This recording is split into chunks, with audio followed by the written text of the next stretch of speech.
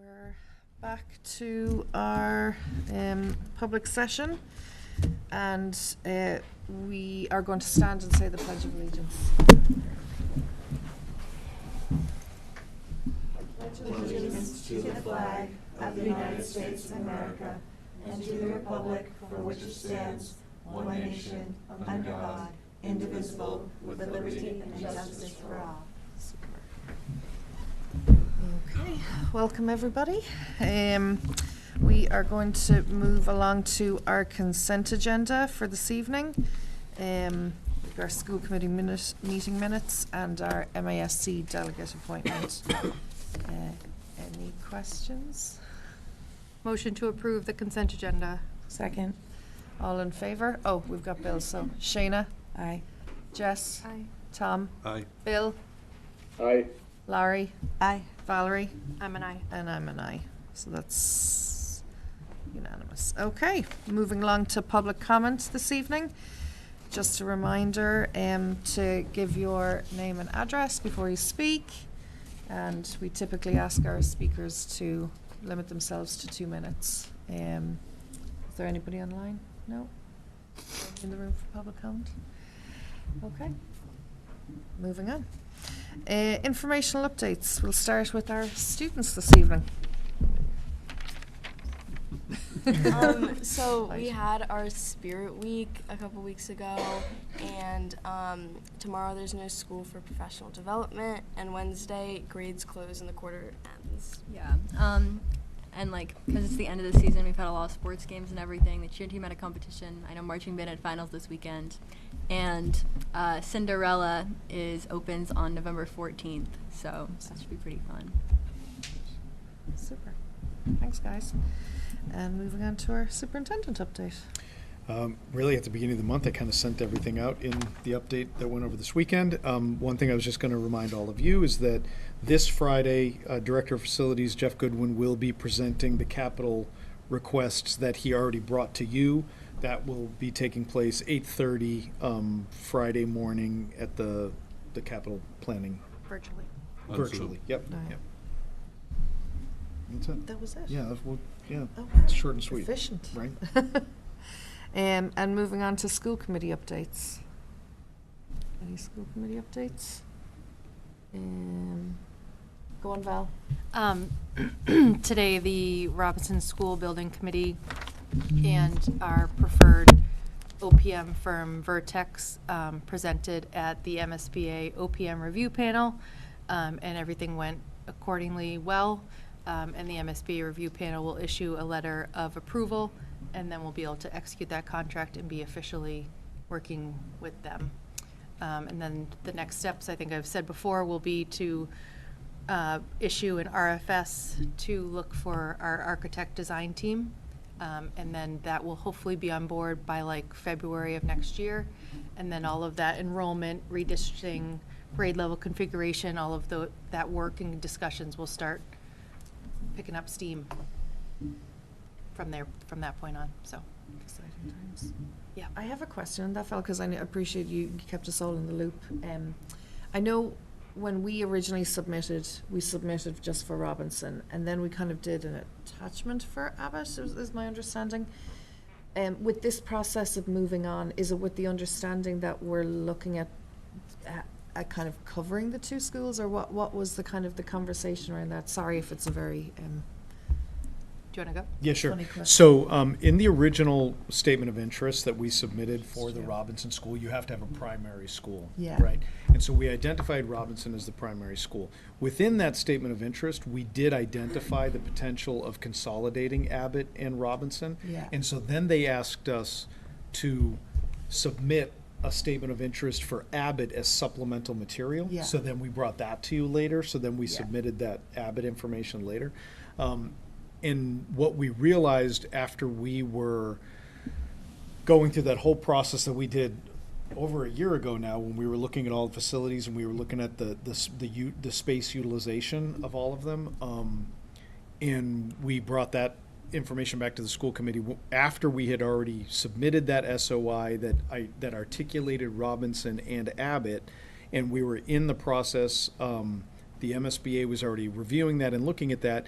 we then looked at the space utilization study that we were doing and realized that it might be possible to also incorporate day into that process, because it would actually end up just rethinking how we're using all of our elementary schools. And so when we were working with the MSBA, they agreed to review a third option, which was also consolidating the day school, which would result in even a larger potential building. So the feasibility study that we're engaging with right now is going to look at just replacing Robinson with another K-2 building, replacing, which, and the MSBA bases everything on their projected enrollment. So the K-2 Robinson is approximately 470 students, okay? And then the second option for the enrollment piece was to combine Abbott and Robinson, which was at about approximately 750 students, I believe. And then the third thing that they agreed to put into the study is to combine all three schools, which would put it at like 1,025, something to that effect, right? So our feasibility study, and one of the reasons why we really appreciated the work that Vertec was bringing to the table, was because they leaned into that redistricting, look at the consolidation of schools and the impact that any changes at the elementary level, any changes made in one or two schools would have on the other schools as well. So this feasibility study is really going, the first thing that we have to explore is, what do we think this redistricting might look like? And then that helps to direct the way in which the project continues to move forward. Would that be a?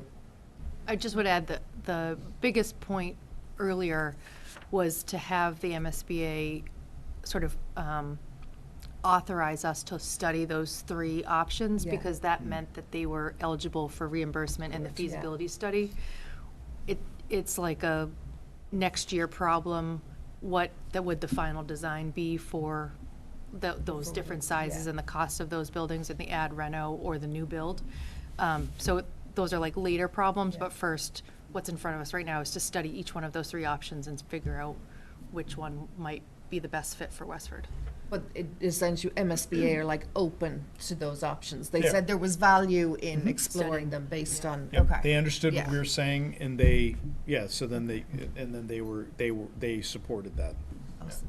Okay, thank you. Appreciate that.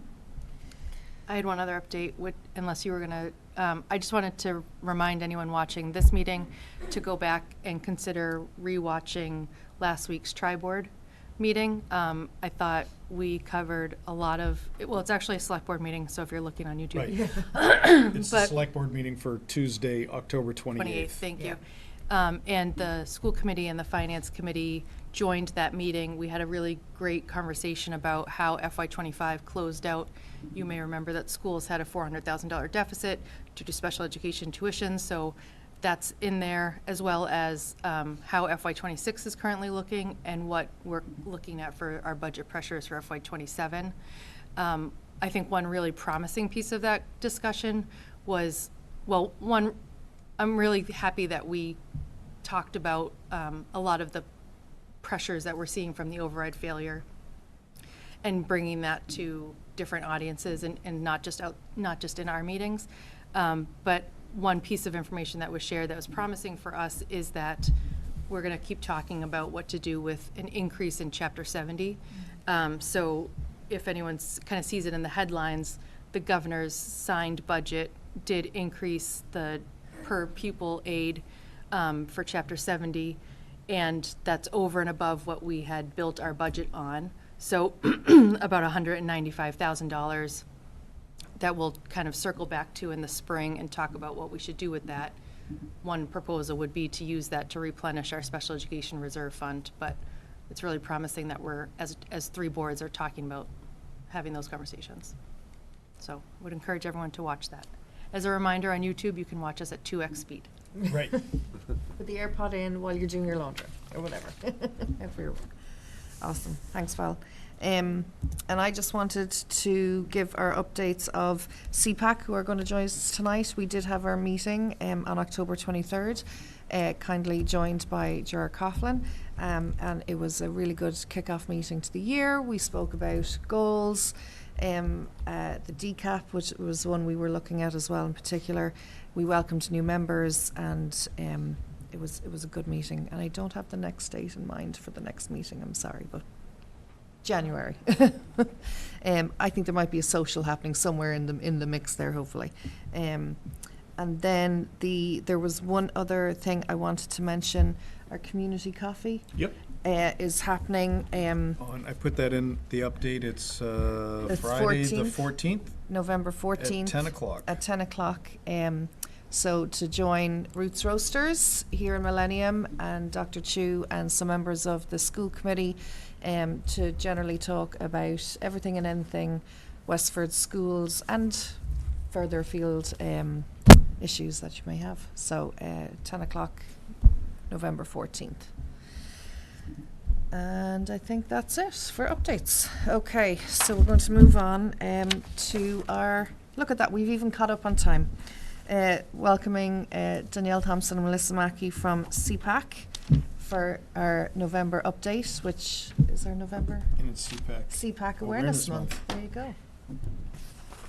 I It's looked always for fitting. yellow today, and I didn't have. I was Yeah. like, I didn't have any clean yellow. Take it up with housekeeping. That would be me. For those who don't know, yellow is the kind of colour that symbolises CPAC awareness. Are they lighting the bridge up this year as well? Don't they normally light the I bridge haven't up heard in about Boston? it yet. I don't know. I Yeah. haven't seen anything. The Zachem Bridge. Yeah. Oh. Awesome. We have some slides. Yeah, our Okay. tech department is working on it. So, as I understand, anyone watching on WestfordCAT may not see the slides clearly. They are in our packet, so just kind of putting that out there, Oh, just because of they should be able to. technical usually, issues yeah. today. Oh, Right. oh, okay. So, Okay. Okay, great. Well, thank you so much for having us. We're here to present this evening to highlight what the CPAC is, what we are, what we do. We'll talk a little bit about our goals and our ongoing efforts to support students with disabilities here in Westford. Slide there, thank you. My name's Melissa Mackey. I'm the chair for our CPAC. With me is Danielle Thompson, she's the vice chair, and Lisa Studer is another vice chair. She wasn't able to make it this evening. And our school committee liaison this year, Catherine Clear, who just gave our update. Thank you. The school committee has been a great support for CPAC and making sure that we have a liaison with us every year to help work with us. So it's been wonderful communication and collaboration. Next slide there. So yeah, November is CPAC Awareness Month, started in 2019 by some of our very own Westford CPAC members. It's a proclamation signed at the State House. It's signed by the governor, making November CPAC Awareness Month, and it's really meant to highlight the importance of supporting children with disabilities, raising awareness about special education, and hopefully encouraging families, bless you, and educators to come together in advocacy and collaboration. So our next slide, please. Thank you. So just briefly a little bit about what is the CPAC and what we do. Can we move on? CPAC, we are a parent-led organization, and we work to improve the educational experience of students with disabilities. Massachusetts statute requires that every school district establish a CPAC. And if you don't have parents who are willing to run your CPAC, then the district themselves must create one. Massachusetts law assigns us both participatory as well as advisory duties, and those duties include advising the school committee on matters that pertain to the education and safety of students with disabilities. We also meet regularly with school officials to take part in the planning and the development and the evaluation of our special education program. And also with the district, in collaboration with the district, we host a basic rights workshop for families. This helps families better understand what their rights are under state and federal special education laws. Move on. Under the law, we are empowered to be self-governed. We have established our own operational procedures as well as bylaws so that we remain parent-driven, parent-led, and parent-organized. CPAC focuses on enhancing collaboration among parents, as well as educators and the broader community. We help provide informational forums for families, and we promote programs that encourage understanding of and acceptance of our students with disabilities. But more than anything, we like to ground ourselves as a resource for families. So just touching back on that basic rights workshop. So again, these duties established by the state include having the CPAC in collaboration with the district host a basic rights workshop. Again, it helps families better understand their rights under the state and federal special education laws. For the last few years, we have typically hosted this virtually, and we have used the Federation for Children with Special Needs as the organization that presents this material for our families. And so this year, the Westford School District is a member of the Massachusetts Association of PACs, or MassPAC. And this is a project that's held under the Federation for Children with Special Needs. And so through this membership, we get access to the Federation's workshops. This year, they have decided to offer their virtual workshops on a weekly basis, rotating throughout the school year. So they will, every week, have one of those 3 topics of our basic rights, which include evaluation and eligibility, how you become eligible for special education. Another topic is understanding the IEP, which is the legal document that outlines how your student will be educated. And then transition planning, what happens after high school. So the Federation will have those 3 available on a weekly basis, and in addition, they also have a topic, a special topic on a current issue in special education. Next slide. So what does this mean for families? Well, we have a lot more flexibility. We used to just have one workshop on one topic once a year. And so now families will have access to every workshop every week for the entirety of the school year. They don't need to wait for us to host. They can sign up directly with the Federation on their own. The Federation's website is right there on the slide under workshop and events. We also will post this on our Facebook page because they post something once a month and show like their monthly calendar of their workshops. And so we're trying to keep our families well informed about these offerings. So how do we fulfill our advisory role? So our CPAC is only successful as our ability to take our parents' input and then shape that into concrete issues that we then offer back to the district with opportunities or recommendations for ways we could improve, with hopefully improvements in either policies and programs or in procedures. We seek our parents' input in a variety of ways. We have our meetings, our monthly meetings. We have an email that families reach out to us directly. We have Facebook page as well as a Facebook forum. And we also will put together an annual survey for our families every year in an effort to gather this information for our families, from our families. Next slide there. And so that then just brings me to our survey.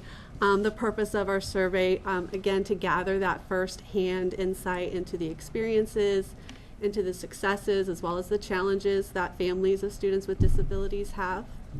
It helps our CPAC understand the effectiveness of the special education program, and it offers a place for both the district as well as the CPAC to reflect on our current practices and to think of meaningful improvements for how best to support our families.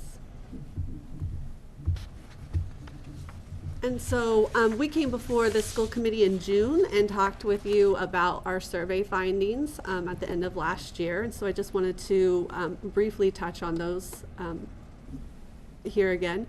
So we conduct the family survey in March of the previous school year for 24-25, and then we presented those to you in June. And we use our last year's survey findings to help drive our goals for the current school year that we're in. And so just wanted to touch on those a little bit. We can go on to the next slide. Last year, we also wanted to align our recommendations with the equity audit. I apologize for all the words on this slide.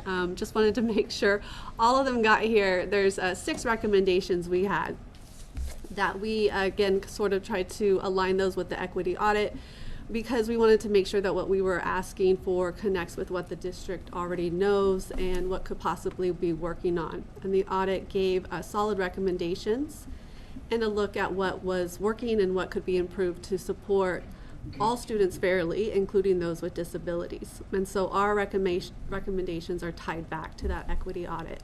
And so I'll just briefly touch on those here. If anyone wanted a more in-depth discussion, they can go back to that meeting in June and review that. So we talked about improving communication around UDL and MTSS, and this is sort of what I think Catherine was touching on, what our last meeting was talking about. How is this important for families who had said, you know, I don't know what I don't know, right? Families need to be aware of what the district can provide, right? So they can't be effective advocates at the IEP table when they're not aware of how the district can support their student, what the district should be doing, and then what the difference is between a general education support and a special education support. And so when the system is unclear, parents can feel disempowered at the meetings. And so this goal is really about how do we help parents better understand what the district is able to do to support our students, especially in the general education classroom. We also talked about clarifying entry and exit criteria. We had families mention that they felt uncertain about how or why their child qualifies or doesn't qualify for services. And so this can lead to perceived and sometimes actual disparities. And so while the IEP should be individualized, we recommend consistent standards for eligibility and placement to help minimize potential inequities. And then we talked about support within classrooms before pullouts. This is important because it reflects best practice, and research shows that students with disabilities, they perform better socially, academically, when they learn alongside their peers in the general education classroom. And so the Tier 1 in the MTSS framework, that is designed to support diverse learners within the general education classroom. And so if pullouts are used too quickly, our students are not given the chance to benefit from those proactive flexible strategies. So that was one of our recommendations for the district to consider. Within that, we also talked about give educators time to plan for inclusion. Obviously, effective inclusive education, it doesn't happen by accident. It requires intentional collaboration, especially between general education and our special education staff. So without that time, even the best strategies, the best intentions, they fall apart in that day-to-day practice. And then last, we asked about addressing access barriers at the middle school levels.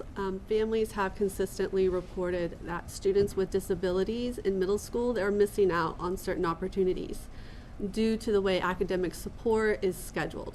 And so our question is for the district is it time to take a look at the middle school schedule and ensure that that is still working for all of our students?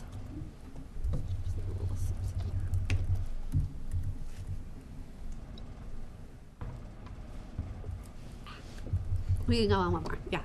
So we are talking about the 25 and 26 school year. I apologize for that, this one right there.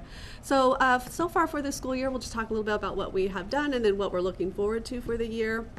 We have already met as a CPAC board in our advisory capacity with the Office of Special Education.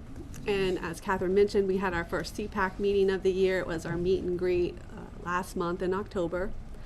In January, we are looking forward to having a special guest speaker, an inclusion specialist from the Reading Public District is coming to speak to our CPAC. I'm talking about what is an inclusion specialist, what they do. So an inclusion specialist, it's an educator who supports teachers and schools in creating inclusive classrooms. So they help adapt instruction, they provide strategies for diverse learners, and they strengthen collaboration between special education and the general education teacher. So this is an opportunity for families to learn more about what that role could look like, as well as, staff, anyone is interested, they can come and be a part of that conversation. In February, we're excited to welcome back Superintendent Chu and the Director of Special Education, Gerard Coughlin, back to a CPAC meeting. They've come the last few years, and we've had a Q&A session where we offer them an opportunity to sort of just speak on topics of interest to themselves, and then open that up for like a Q&A session between parents. It's a really great collaborative conversation. And then additionally, the CPAC will be hosting and be a part of the very popular community Lego build again this year in March. It's held during our Neurodiversity Week. It's a event hosted with the New England Lego Users Group. It brings families together, promotes awareness for neurodiversity, and we get to build some fun Legos together. It's a good time. Additionally, this year we are also hosting what is called our Move Up Nights. Those are for families who have students who are in special education or who have IEPs, and they're transitioning to a new school. So these help families learn what to expect as their child moves, for example, from elementary school to middle school, or from middle school to high school. Families often have questions about what does special education look like at the different school. Traditionally, we have held this every other year, and it's been one group meeting. This year, we want to do it just a little bit differently, have it split between two separate nights, one focused on our 5th graders moving to 6th, and one focused on our 8th graders moving to 9th. And we'll see how that works this year. And then, again, also for the rest of the year, we will be conducting our annual survey again, presenting those findings back to membership as well as to the school committee, creating those recommendations again, and fulfilling that advisory duty as we mentioned earlier. One more, and then just some pictures of our Lego build because they're fun. We built a big thing on the ground one year, like an infinity that got really tall, and then last year we did little individual tiles that made a big picture, and it was just it's a really great time. So I'm interested to know what the Lego user group comes up with this year. And this is just some of our contact information here. People can stay updated on the events of what we're doing for the CPAC. They can connect with us through our Facebook page, our website, our email list, and we encourage all parents of children with disabilities to get involved. But of course, our CPAC meetings are open for everyone interested in special education. And I think that is it. If you have any questions, thank you again for the opportunity to come this evening.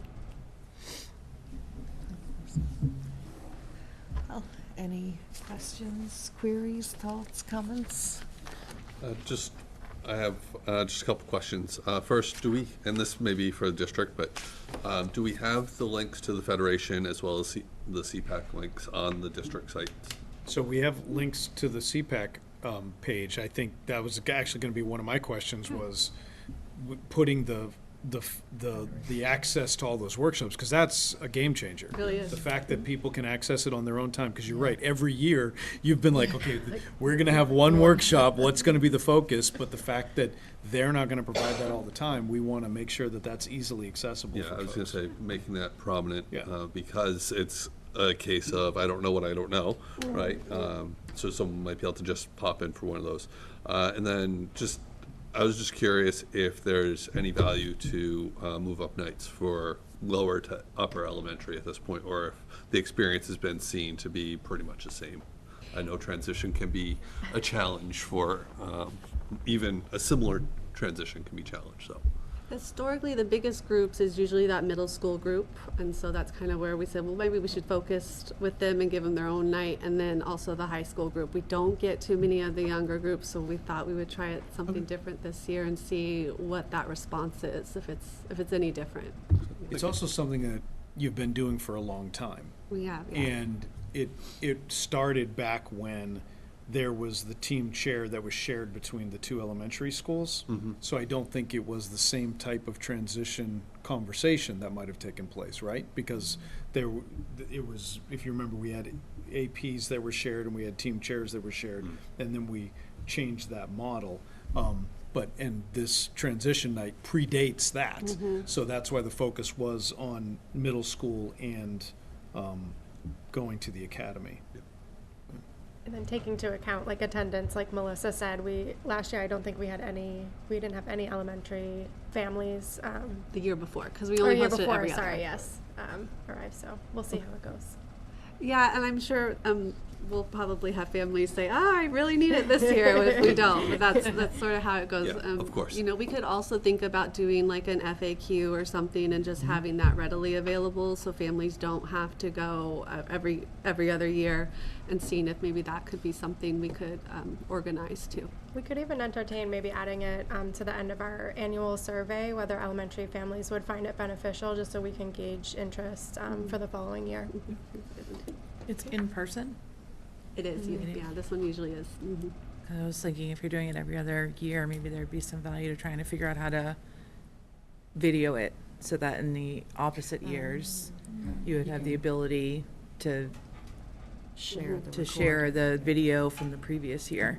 So I don't know if that's something maybe we could ask We WestfordCAT had or this- somebody that might like. We had discussed that a little bit, I think with Gerard last year, and I think like the nature of the format of the night was Privacy more concerns. Q&A. Yeah, like it was more like So discussion specific. based on what the parents brought for Q&A versus like full-on presentation. But it's something to consider. I guess, so the follow-up could be, is anyone, like, note-taking all the questions? Because then maybe you could compile a Q&A from the questions and then be able to provide, these are some questions that parents have asked, and you could even scrub them to make them a little bit, more, not Anonymized. Susie is moving up to sixth, it could be, we have Yeah, a sixth grade, a absolutely. fifth grader that's moving up to sixth Yeah. grade, so you could kind of scrub them a little bit, but it might be helpful, especially if you're doing them every other year, to have something that bridges the opposing years. Because there might be parents who are just not Thinking that far in ahead. advance, yeah. I know that feeling. Or not available for the one night, so. And if you don't think that you're not gonna get that opportunity the next year, you might not intentionally make your, scheduling changes or whatever, so I don't know, just a few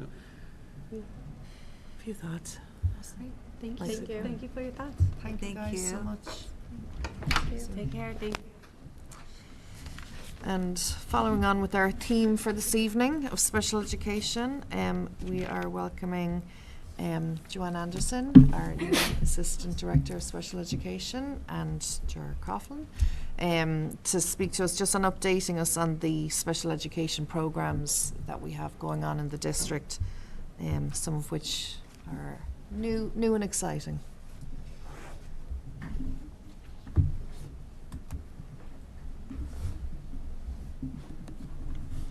Great, thank you. So we're just going to update on the special ed programs, or the special programs that we have started in the district. You can move the, go ahead, you can move the slides again. As you guys know, we have the REACH program within the district. It's for students that have significant impairments in communication, behavior, social skills, academics, and adaptive functioning skills. The program was designed around the principles of applied behavior analysis, or ABA. We have the SAIL program, which is a program for students with significant social emotional learning needs. We have our COMPASS program, which is for students with significant medical needs. And this program includes a nurse within the classroom, or a nurse working within the classroom as well. And we have our ROOTS program, which is our 18 to 22 program for students who require additional support as they transition to life after the high school. All of our special programs throughout the district are supported by the district BCBAs as well. Oh, sorry. Oh, that's okay. And then these are the schools that our programs are currently in. As you can see, the programs are throughout all of the different schools within the district. We're trying to keep with them working through the continuum of the grade levels so that we're not missing any specific grade level as the kids transition through elementary into high school. Next slide, please. So here's some updates and highlights from each of the programs. So Reach at Nabnasset is open. We opened it this year. We did that to support the increased number of students requiring this level of support, and to ensure that the students stayed within their neighborhood schools whenever possible. They currently have 5 students in the classroom, 1 teacher, and 3 ESPs. Highlights for that program: they have a strong inclusion base for them. So what they're doing is the REACH program has partnered with 2 gen ed classrooms within the school, and together they are working where the students are going back and forth between both the gen ed and the REACH program, so you don't notice whether or not the kids are REACH kids or gen ed kids. They're just kids working together, which is fantastic, because that's ultimately what we want for all of our kids, is that we don't know who has a disability and who doesn't. So these kids are just working through choice time and through center times. They're just kids working together, and it looks fantastic. Like, you could walk into that room and you wouldn't know which kid is in which classroom. So they're doing a great job with the inclusion there. And then we have the Compass program at Day. This was also opened this year as well. This is a continuation of being able to transition students up to the next grade level from the Miller program. They currently have 3 students, 1 teacher, 1 classroom nurse, and 1 ESP there. One of the biggest highlights that we have for this is that we were able to return 2 students back into the district from out-of-district placements. We also were able to hire a teacher that has extensive experience with working with medically fragile students, which is fantastic. One struggle that we did have with this program was hiring nursing staff. It's posed a challenge for us a little bit, but we've been able to find a solution so far this year. But that does still continue to pose a little bit of a problem. The next slide, we have SAIL at Blanchard, also opened this year. This is to be able to transition students from the day school. They currently have 11 students, 1 teacher, and 5 ESPs. The highlights for this is that it's set up as a home base for students. They're not there all day long. It is not a separate program where the kids are housed in there all day. They are going to their core classes. They're going to their specials. It's really set up as a place for them to come in and check in. If they need a space to be able to come and reset, they can do that. If they need help with their work, they can come in and do that, but they're not in there all day long. And then they have access to a school counselor as needed. There's a school counselor assigned through that program as well, so they can work through any issues or any situations that come up in real time. So those are some great things that they're doing over there at Blanchard. The next one is SAIL at Day.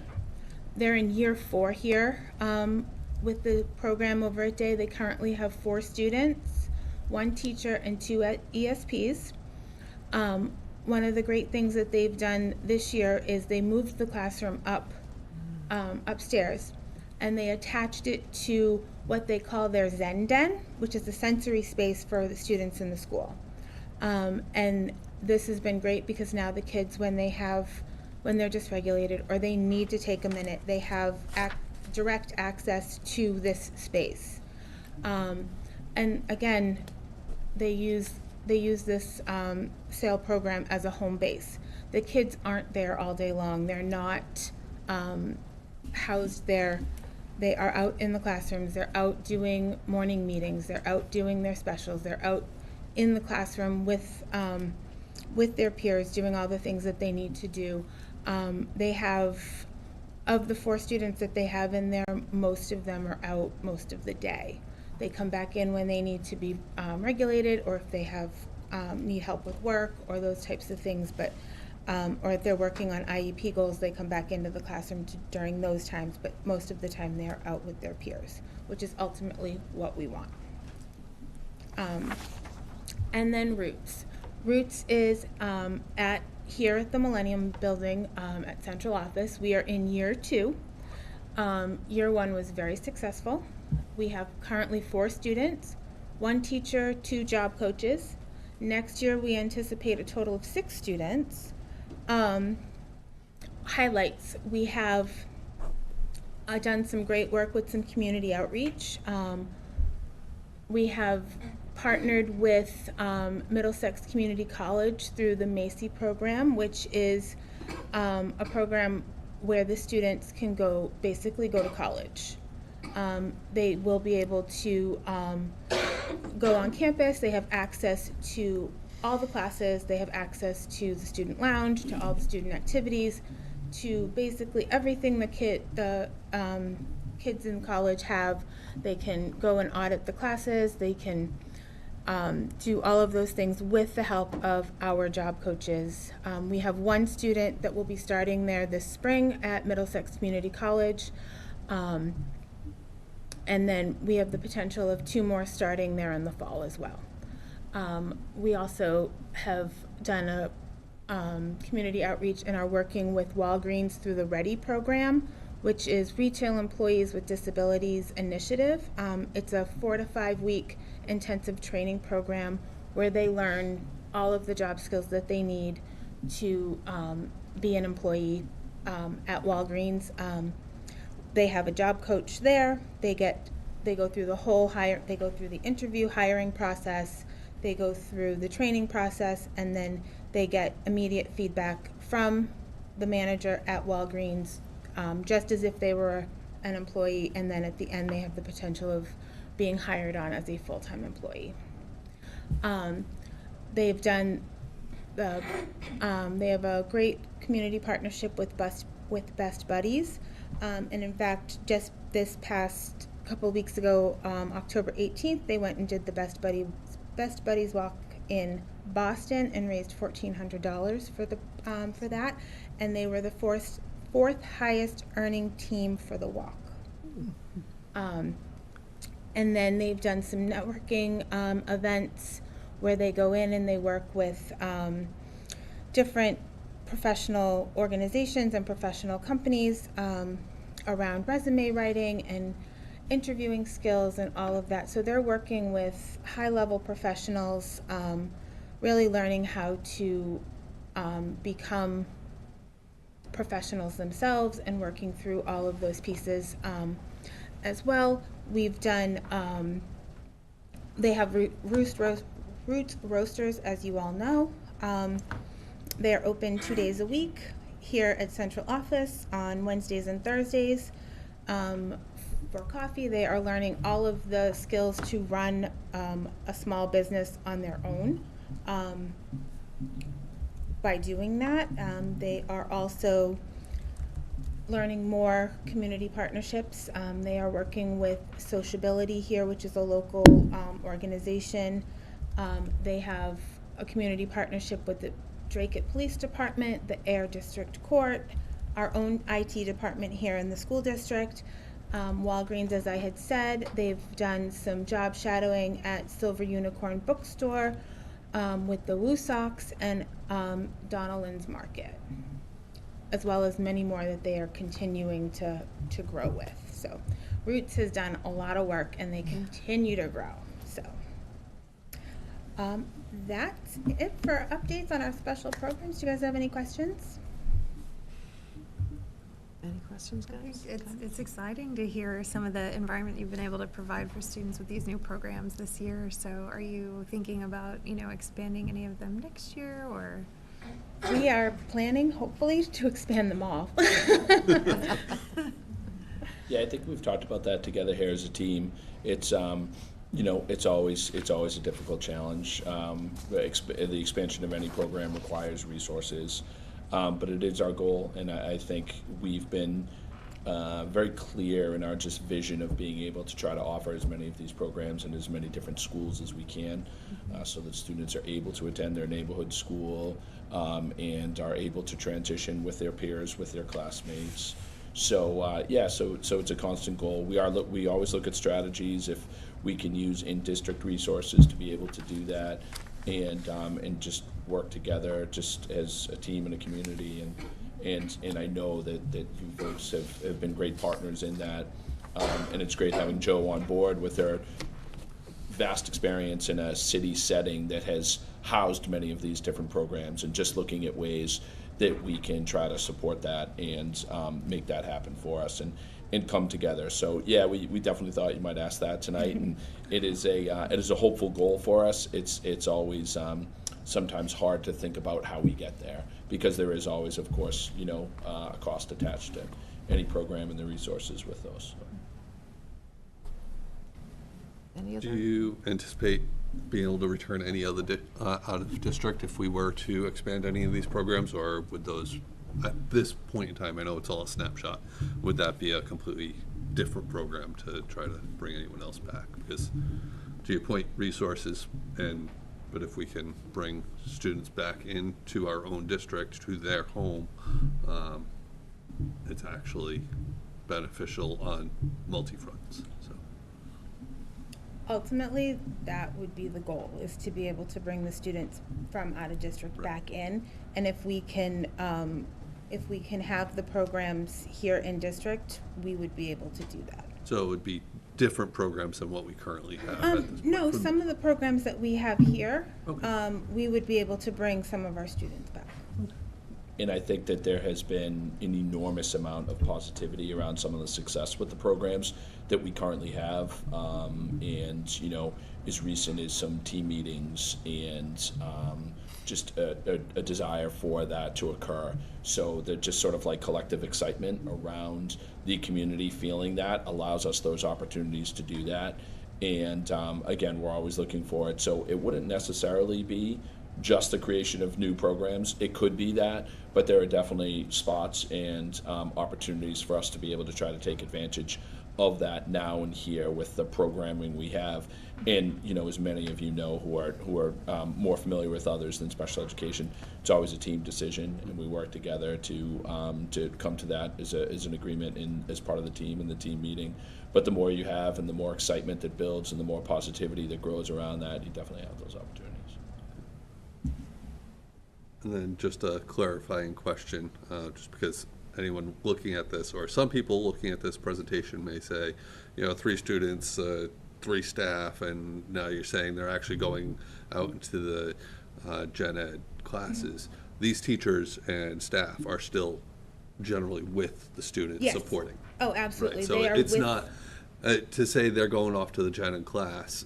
Right. They're not going to the gen ed class without support. Right, and that those staff members are not now just sitting there waiting, right? That is correct. They're still actively participating. They're still with the students, working with them in the gen ed classroom setting. Thank you. Anybody else? I'm struggling how to like comment without, I don't want, and I know that you wouldn't, but I'm trying to word it in a way that doesn't lend itself to student profiles has to be part of the answer. Does that make sense?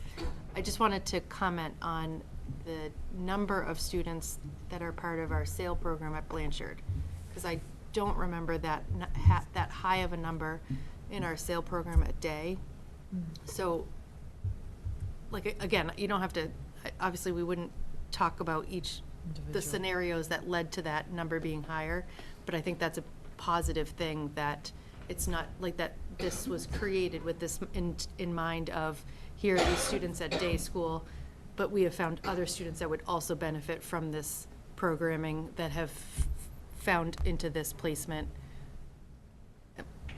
I don't think I'm being very articulate, but I see you nodding. I think it speaks to the reason why we expanded it to the middle school was because we knew that there was a cohort of students who were supported at the elementary school who were going to be going to the middle school. Right.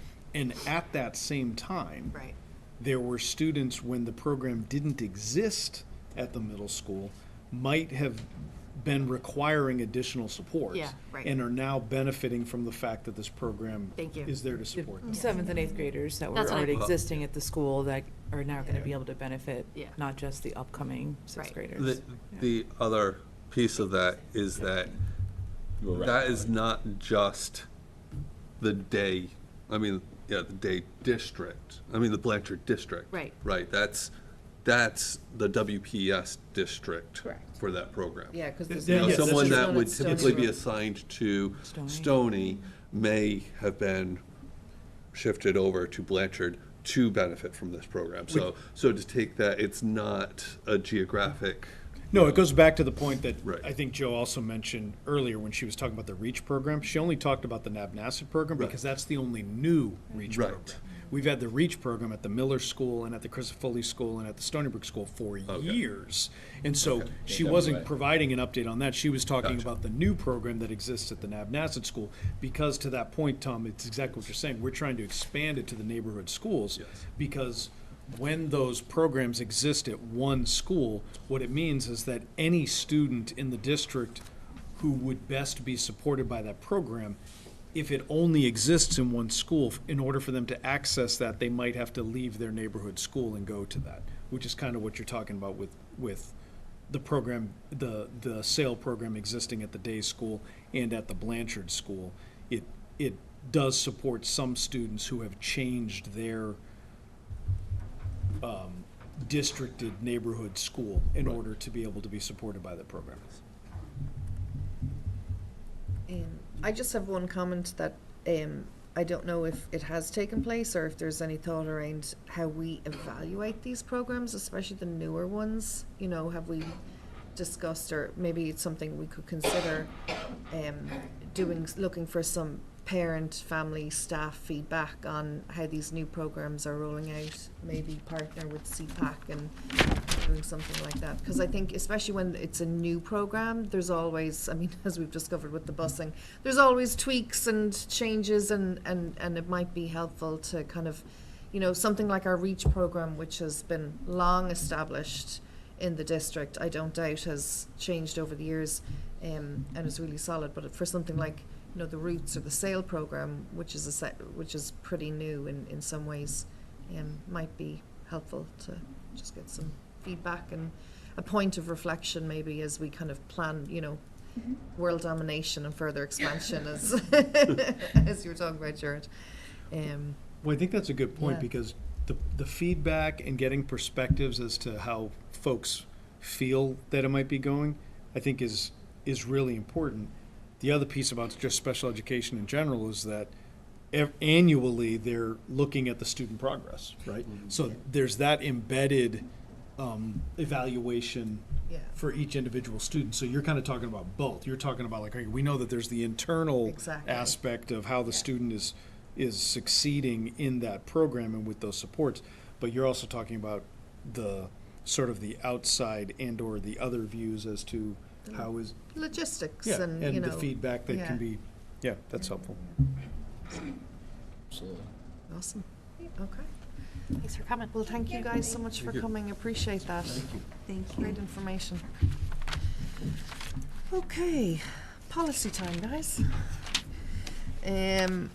So, as noted by our P7307, suspension of policy from our last meeting, the policy states that any policy suspended in a meeting needs to be on the agenda for the following meeting for a quick review, discussion, reflection. And so, to remind us that it was the policy, it was to do with our student advisory committee and how we suspended the policy for this school year to fill a place that was available that unfortunately none of our freshman WA students felt excited about. And so we suspended the policy and have appointed a sophomore to take that position. And so I'm just opening it up to the floor if there's any further comment, thoughts about that, specifically on the suspension of the policy. Okay.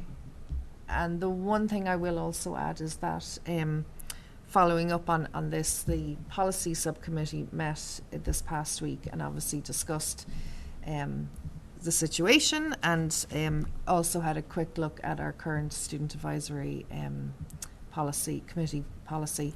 And one of the things we kind of thought maybe the next step would be for Bill and Laurie and maybe the STAC committee to have a conversation about potentially, if we feel that we need to make any amendments to our current SAC policy, and so we figured that's a really good place for you guys and Student Senate to kind of brainstorm and have a conversation, and that maybe we can then have that conversation at policy. So we're not saying we're changing it, we're just saying having a deeper exploring conversation as to whether or not we should be changing it or amending moving forward. Are we to presume that the sophomore accepted the role? Yes. Yeah, just making, That's important. just Yeah. double, Yeah. double checking. We had teed her up before we even had the Yeah. discussion to make sure. Recalled that she seemed eager to Yes. to Something step that in, but I the just wanted to individual make wanted to sure do. that had all. So, yes, Anya and Bill, we'll leave that in your hands for the next meeting, that maybe you can add that to the agenda and just have a general conversation, and to maybe share then with the policy subcommittee any thoughts you have on that specific policy. Okay, and then moving on to our next agenda item, our final reading of P5118, the Middle School Pathways Policy. Do we need to? Motion Motion, to there waive we the go. second reading of P5118. Second. And then, all in favour, Shayna? Aye. Jess? Tom? Aye. Bill? Aye. Larry? Aye. Val? Aye. And I'm an aye, okay. And so, for vote tonight, hopefully, the final draft is in the packet. There have been, again, no changes. We received no feedback from the public. Policy Subcommittee met and discussed it on Wednesday, and we are presenting for vote tonight what was the original draft at the first meeting, I think on October 6th. So, if anyone has any questions or comments, we will move to motion to Motion approve. to approve. There we go, the Shayna. P5118. Awesome, and that's a second for Tom. Okay, we'll take a vote. Shayna? Yes, aye. Jess? Aye. Tom? Aye. Bill? Aye. Larry? Aye. Val? Aye. And I'm an aye. And that has passed. Can I just remind anybody who might be looking at this? Yes, for in the first time. archive and/or looking back on this, I did already submit this language to the state last week, because the deadline was actually today for us to submit this to DESE, but DESE did not require you to approve it. We're doing this because we think this is best practice for it to be an approved school committee policy.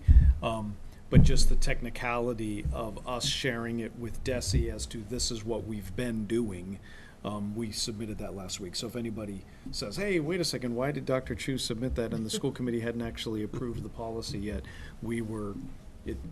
The two were not reliant on each other, and they are actually the same thing. And we'd had two We've been meetings talking already. about it. Right, it was a timeline yeah, piece, yeah. but You submitted the practice, we just approved it as a you policy. you officially made it policy for you. Yes. Yeah, Okay.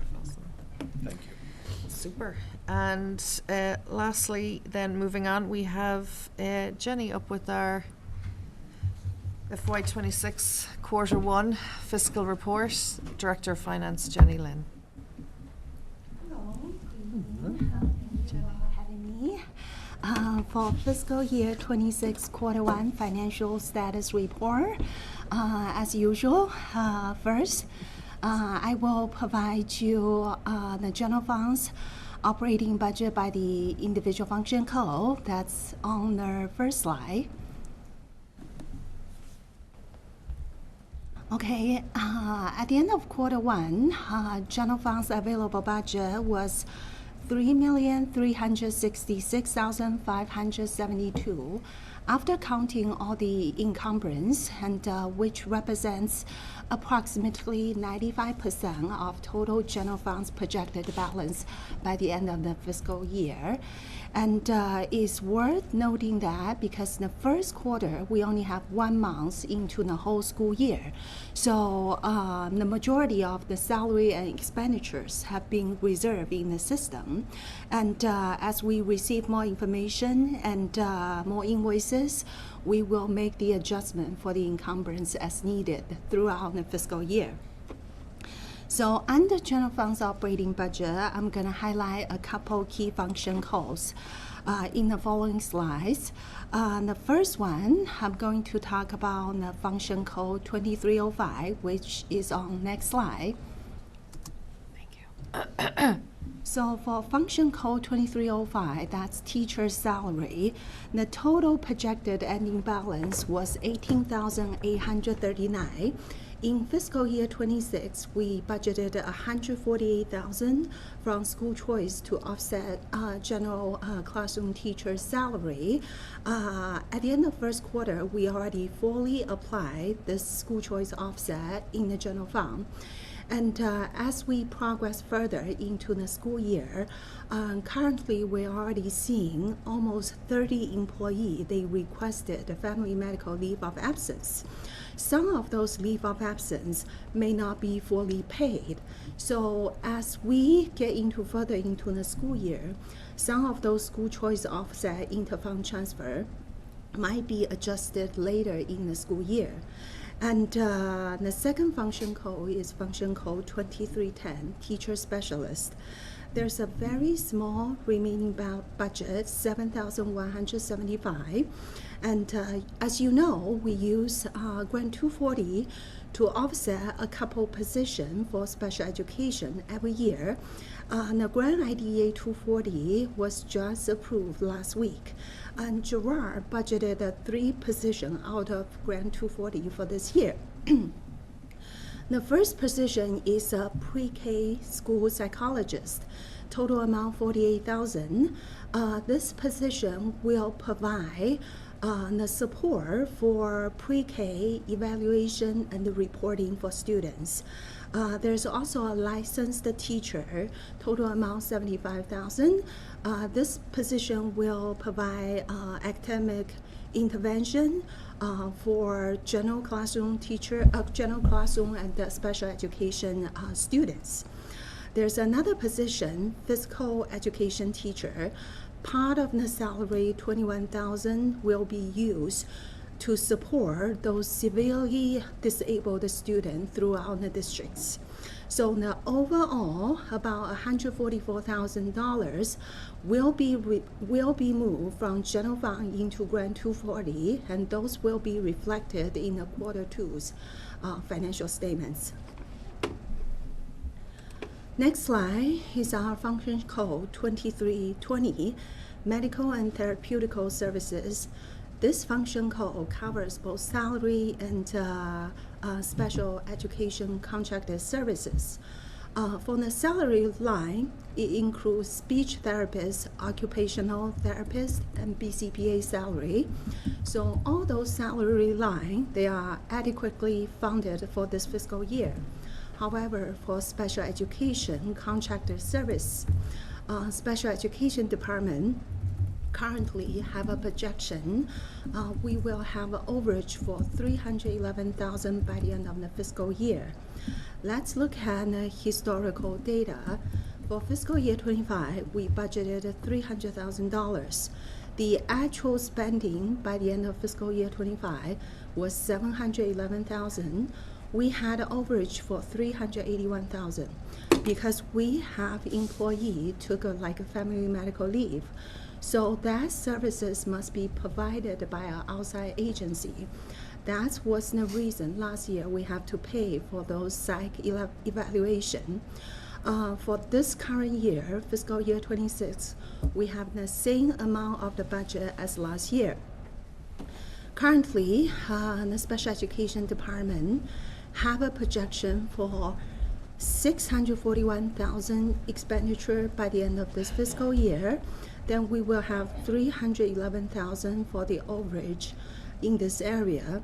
The key driver for fiscal year 26 projection, that's solely due to we have 2 students who are in Compass classroom and who have returned from out-of-district placement to in-districts. However, they need some nursing supports, but we are facing some staffing challenge there are 1 LPN left in the districts. So currently Gerard is interviewing the candidates.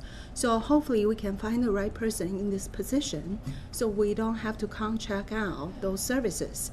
So this projection is based on we contract out the whole nursing service to outside agency. So that's something we will keep monitoring throughout the fiscal year. And I'm hoping we can find someone in that position. And that also leads to the budget consideration for fiscal year 27, because we have to keep this budget line the same amount for fiscal year 27, or should we increase that amount for next fiscal year? That's something we have to consider in our fiscal year 27's budget process. Next slide is function code 3300 transportation. For regular transportation, because we already signed a contract from fiscal year 26 to fiscal year 28, so we know the total projected cost for yellow bus will be $3,350,000. The regular day bus is $518 per day. The late bus is $160 per day. So those daily rate reflects around 5% increase from last fiscal year. And we know the transportation every year has a certain percentage of increase. But for the special education transportation, since D-Bus is always very slow on their billing system, so we just received all the invoice this afternoon, so I haven't even updated the slides. So last year we paid $1.8 million for special education transportation. So now special education department has encumbered $1.9 million in the system for fiscal year 27. So that will be completed and reflected in Q2 ledger. Next function code is 4,000 facility operation and maintenance. Based on last year's experience, we know the primary area we need to monitor is the heating cost. Per town's guidance, we mirror fiscal year 26 budget, the same amount as fiscal year 25. We budgeted $800,000. In fiscal year 25, we spent almost $1 million.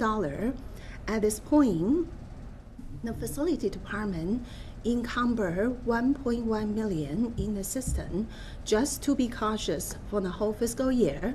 So as they receive more actual invoices, they will make adjustment accordingly throughout the year. And if you remember, that was something that we had talked about last year. It was not that we spent $200,000 more as much as the costs went up $200,000. So that's like an important, I don't want someone to look at that and think that, oh, well, they just We set too high. spent $1 million when we only budgeted $800,000. It was that the bills came in to be $1 million when we were, when it was projected to be $800,000. And this is, I'm going to go out on a limb and assume that if this trend carries, we're going to carry that in the budget discussion for FY '27 now. I think that's why Jenny's saying that the current encumbrance is 1.1 million. Yeah. Right. Right. For fiscal year 27's budget process, we will use fiscal year 25 actual spending as the baseline for fiscal year 27's budget. I will say, this is one of those things still that we directly take, because we don't see these, we don't directly get these bills in the same way as much as this is part of our communication with our town partners who are more responsible for these contracts, and they will say, this is the number you should use. So Jenny is using the numbers that she's being directed to use, as opposed to everything else that she's looking at is within our domain. And this will also be an area that would be interesting for conversation if a solar project does go on to Blanchard, like how that gets allocated. So Right. Next slide is our function code 9,000 out of district tuition. Because last year we incurred significant overage for special education tuition. Joe had just gave you a great presentation about different special education program, and she also provides us a monthly update in the central cabinet meeting for any update for like a change in out of district placement every month. Currently in the general fund, we have a total deficit of $1,455,000. That includes the private school, $1,016,000, and total deficit level for collective, $439,000. So based on DESE recommended practice, we always use this year's circuit breaker reimbursement, reserve that to pay for offset for next fiscal year's operating budget. At the end of Q1, Special Education Department directly charged into circuit breaker for the amount of $3,069,000. And I want to mention, by the end of fiscal year 25, the total amount we received from circuit breaker was $3,298,000. That includes the additional reimbursement we received at the end of Q4. That's the amount, $229,000. According to DESE instruction, this whole amount will be available for us to spend in both fiscal year 26 and fiscal year 27. That means as we get into fiscal year 26, Special Education Department can decide if they want to use the full amount of $229,000 in fiscal year 26, or they can decide to use a portion of $229,000. Or they can just, not using anything in fiscal year 26, this whole amount can be deferred for fiscal year 27's operating budget. So that will be a decision needs to be made as we getting close to the fiscal year and monitoring how much we spend for whole fiscal year's tuition if we have the need to use this additional money. So based on the above information, I have a calculation below. So it will tell you what's the projected ending overage for our out-of-district tuition by the end of the fiscal year. Current deficit in the general fund is $1.4 million. We always use $820,000 from Grant 240, and we typically receive a credit from Valley Collective. That's the amount, range from $100,000 to $200,000. We haven't received that final credit number from Valley yet. So I just plug in the number for the range. And if by the end of the year we decide to use this additional $229,000 in fiscal year 26, our total overage level will be ranging from $200,000 to $300,000. So this deficit level at this point is considered a manageable deficit level in our general fund. So this slide, okay, Valerie, any question? I don't know if this question is better for Gerard, but do we know if the deficit at the private schools and collaboratives is due to a change in number of students or a change in tuitions? That could be both. It is, it's a little bit of both. A little bit of both. Yeah, Okay. a little bit of both. And those are the different types of things that we are tracking. Yeah, no, and I know it's But it always could like a be- snapshot, yeah. right? Like it's But I think we do have- January's projections. So I'm just wondering, was it like placement changes or did like the costs of it go up? It is a combination, right? There Okay. are some things where cost has changed, there's some things where not even the placement has changed, but the support has changed. Okay. Right? So a student might still have the same placement, but they might have a different level of support that's required, which could increase or actually decrease Sure. the cost individually, but yeah. Okay. Thank you. So this slide wrap up our general fund, and then I will discuss about federal grants. For federal grants, entitlement grants, we already submit all the entitlement grants for fiscal year 26, and 2 of those grants have been approved, which are Grant 240 and Grant 262. As you know, we are not eligible for fiscal year 26 Title I because Westford fall below the 2% poverty threshold. For individual entitlement grant for Title II, the total amount $45,729. We will provide staff training in restorative practice and collective problem solving, and we will offer support and mentoring for 39 new staff across the districts. For Title III, the total amount is $24,000. This fund will support monthly administrator, ELLT meeting, PD planning, and the stronger school and family engagement and English learner students. For Title IV, we will provide support for academic enrichment. For Grant 240 IDEA, that's the biggest entitlement grant. The total amount is $1,099,000.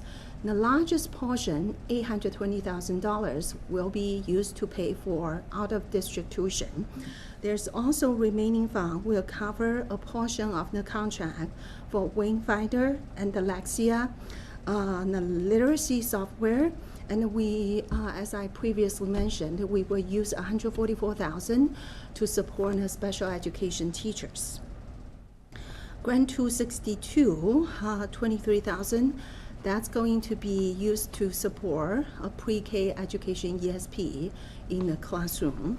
And next slide, you can see a recap for all of our federal grants.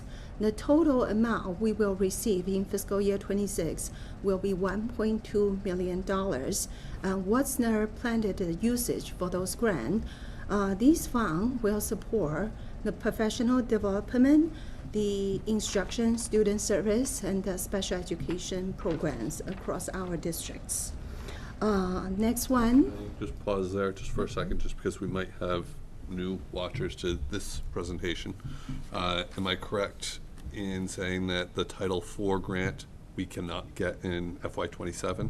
Yes, that's correct. So that's another $10,000 that we In need FY to- '27, right? yeah, So we that need was something to- we talked about at the tri-board meeting, Yep. another reason to watch the tri-board meeting. Right, and I'm just trying to make sure Thank you. the No, audience good gets point. it. That when some of the grants are connected to each other, the Title I and the Title IV-A specifically are those examples that are connected. So since we knew that we're not qualifying for Title I for FY26, yes, it means we did receive it for FY26. But we will Because not that's next year. based on the year before. Right. But since we didn't receive it in FY26, we won't be receiving the Title IV grant in FY27.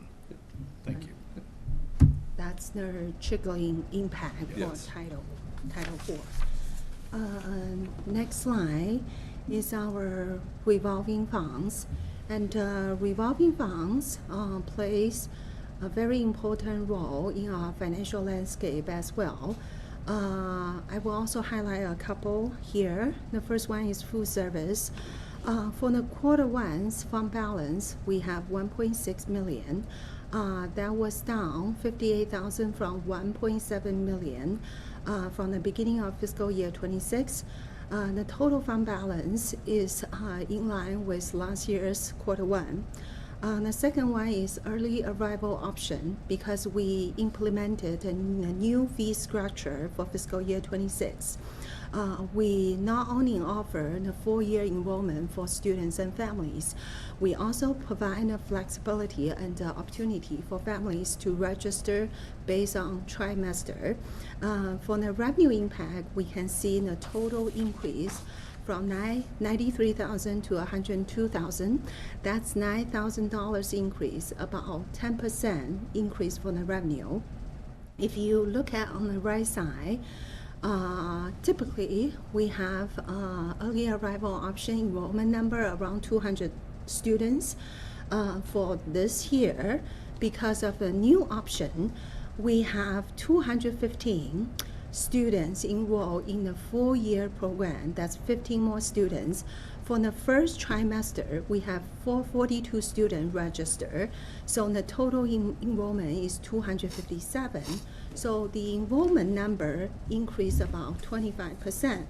Throughout the fiscal year, we will monitor what's the revenue and expenditure level to make sure in the future we can use the revenue to cover those expenditure for this program. Next one is extracurricular fee. Our revenue stream remains consistent with fiscal year 25 because fiscal year 25 was the first year we had MOA changes for the club stipend. We have seen the club stipend increase about $50,000.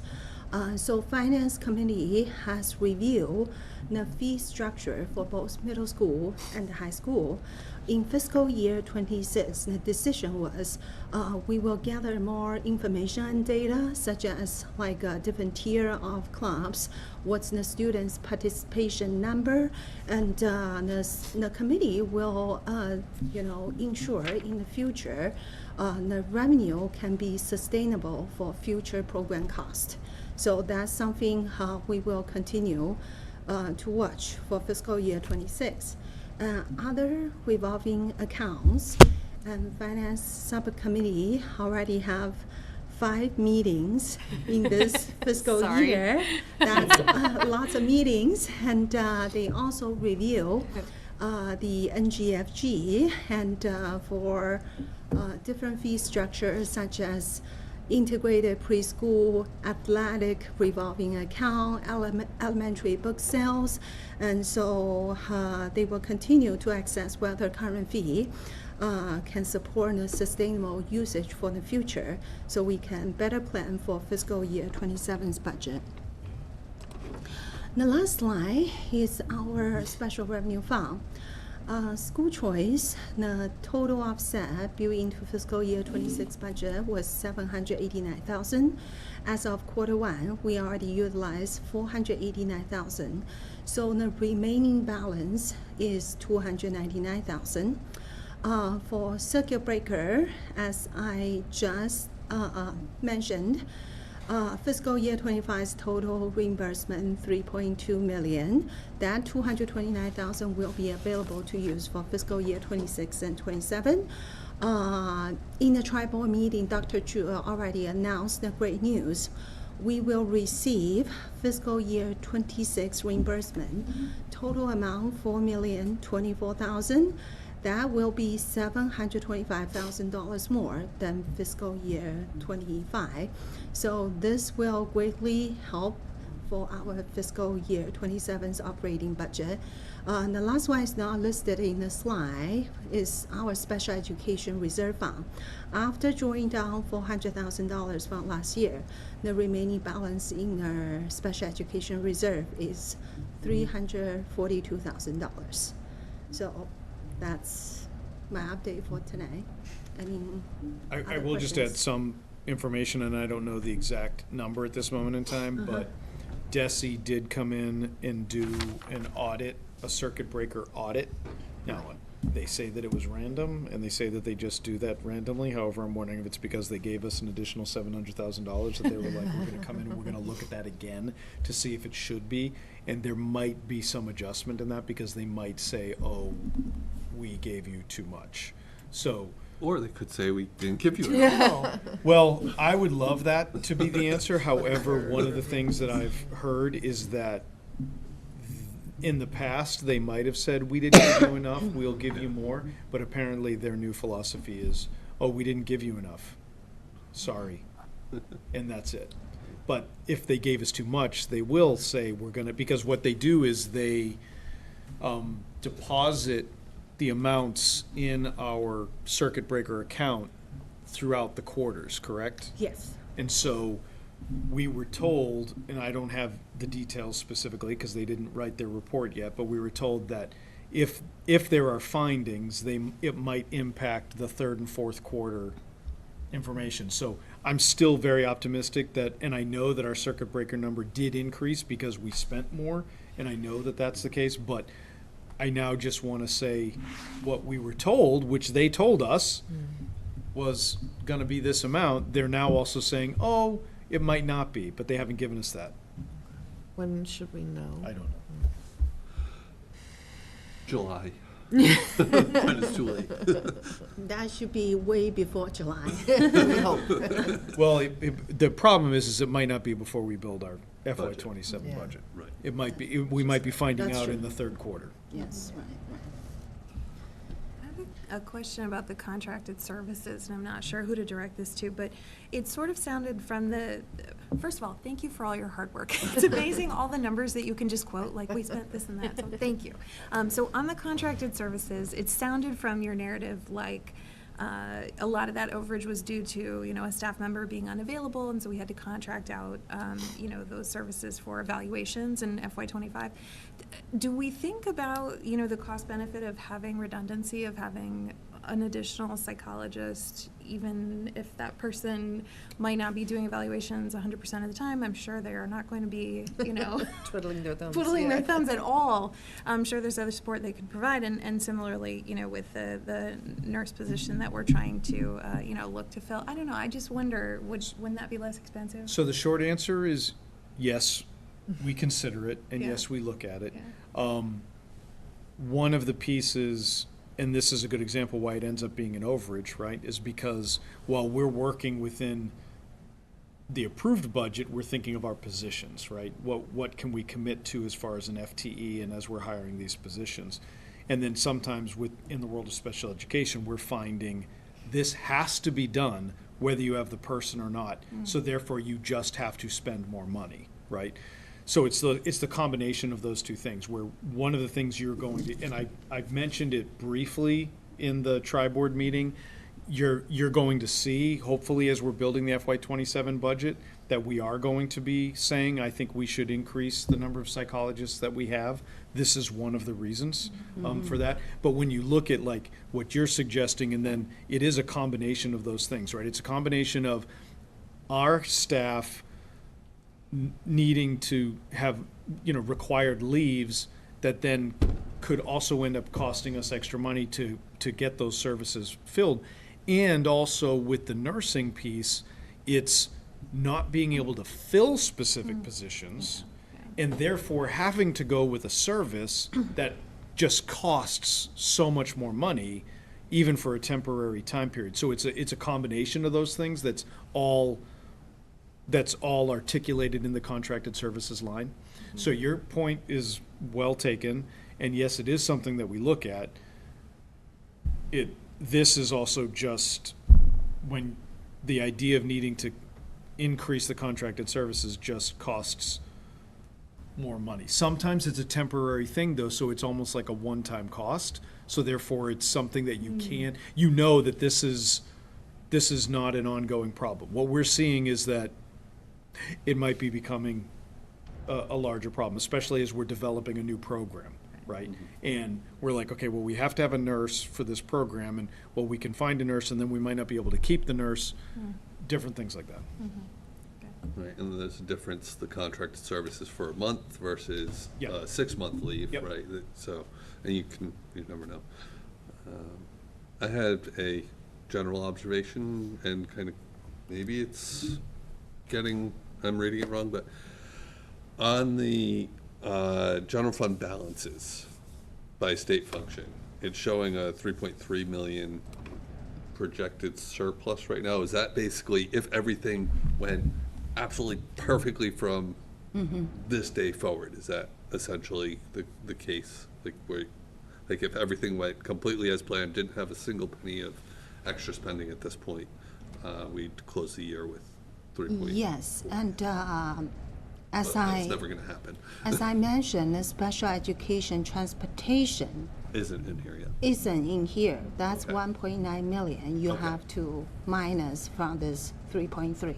Okay. Are you That's- looking at the total, what's saying that's still available? Yes. Yes. But that's because we've only used 95% of our budget, though, Right. Yeah. in the first quarter of the year. Right, but there's encumbrances, so salary is already Yeah, that's in for there. whole fiscal So a year. lot of things are already encumbered in Right. there, okay. Uh-huh, on the salaries. On But- the salaries, other than those substitute salary or Right. custodian salary, those substitute salary, we don't have encumbrance in the system because every year we have seen a fluctuation on those. Those, we don't have a projection here, but as we getting close to January, usually we start to, project how much those substitute will cost us, so we can know what's the end of year projection. Yeah, I wanted to get to the point that that's not a realistic number. Right. That we should be expecting at the end of the year. Right. There is reason for that, so. Right. Yeah. Any other thoughts or questions, guys? Well, Just our gratitude on behalf of the Finance Subcommittee, especially too, because all of this work is ongoing day to day, but then we've been adding these meetings and reviews, and I'm sure you'll all be shocked to know that Jenny shows up to those meetings just as prepared and presenting information ahead of time, and helping us sift through all of that, so our deepest appreciation. Yes, and the data and the NGFG review is, I think, proving to be beneficial in just overall understanding the historical and how we move forward. So I think that's going to be a good tool in year 2 here. super. It's my pleasure. Good job, guys. Thank you. And with that, we will move to adjournment. Motion to adjourn. Second. Oh, wait, no. Shayna? Motion to adjourn. No, Second? Oh, you want me to go yes? Yeah. I thought you were saying Jess? you couldn't motion it. Tom? Aye. Bill? Aye. Laurie? Aye. Val? Aye. And I'm an aye. Good night. Thank you. And